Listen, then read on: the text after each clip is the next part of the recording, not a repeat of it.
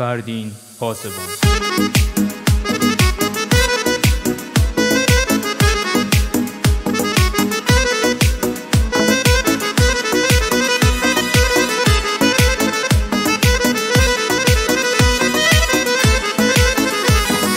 Gözlerimin arası derdimin ait arası, gözlerimin arası derdimin ait arası.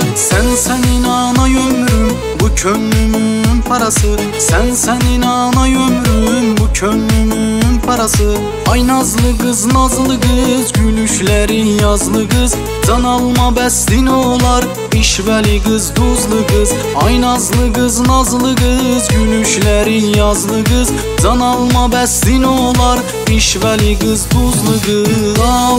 Kal mene kal sevgilim, bolu boynuma sal sevgilim. Dünyanı gezeler bir ömür, yok bu eşke misal sevgilim. Sen bir dene, sen bir dene, men kurban olum ben sana. Dünyam hoştu sen ile gülüm, ey yar kal mene, sen kal mene.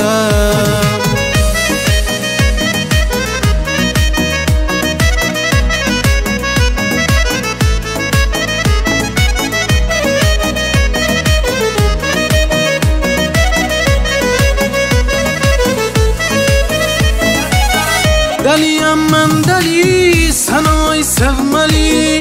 Mənim hər anımsan, ürəyim canımsan. Qadanı ver mənə ver qəm gülüm. Yaşa mənlə yaşa, mənə qal mən ölüm. Qadanı ver mənə ver qəm gülüm. Yaşa mənlə yaşa, mənə qal mən ölüm. Qal mənə qal sevgilim, bolu boynuma sal sevgilim. Dünyanı gezeler bir ömür, yok bu eşke misal sevgilim. Sen bir dene, sen bir dene, men kurban olum ben sana. Dünyam hoştu sen ile gülüm, ey yar kal mene, sen kal mene.